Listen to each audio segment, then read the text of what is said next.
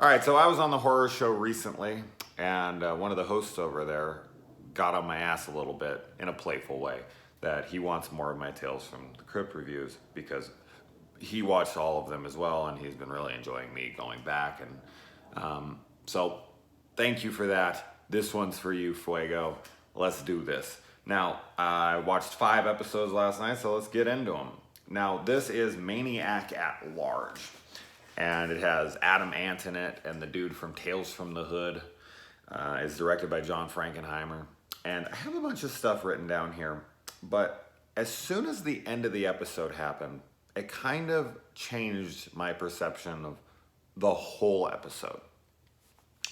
This is a very interesting episode to me because it poses a lot of intriguing questions.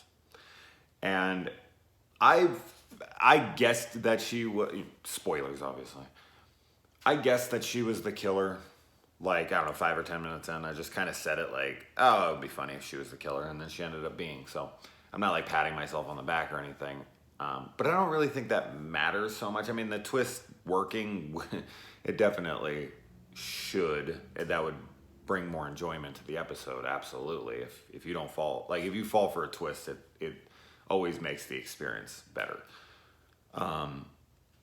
But there's so many questions I have, and as I said, I have a bunch of notes I had written down, but the ending changed all of these for me. And basically what I have written down here is just stuff like, the security guard was a creep in the basement. Adam Ant's character is being a super creep to her. The guy who's trying to return his books frantically is ridiculous. The librarian, main chick in there, the head librarian girl who's in charge of the place, is overly aggressive and creepy. The cop is just so positive it's kids, and he just writes her off, and she never speaks up for herself and all those things. And I was going to point those all out as like, okay, this is a little over the top.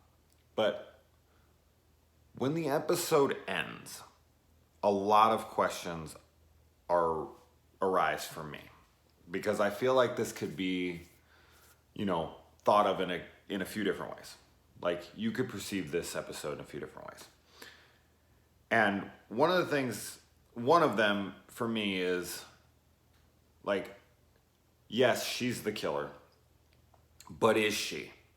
That was kind of my first question when I watched this, like right when it ended. It's like, is she completely aware of her actions? All of the events that take place in this episode, are we seeing it through the lens of her eyes and her mind? Like, does she perceive everyone as a threat? Is she the prey in these episodes, and they're, the attacker, the animal, whatever? And if that's true, when she kills people out of self-defense, does she mean it in a, sinister way? Like, is she a killer, or does she protect herself from harm? And of course, that can be thought of in a few different ways. Like, was she abused as a kid, and so she feels like she's a victim at all times? Or something else? Like,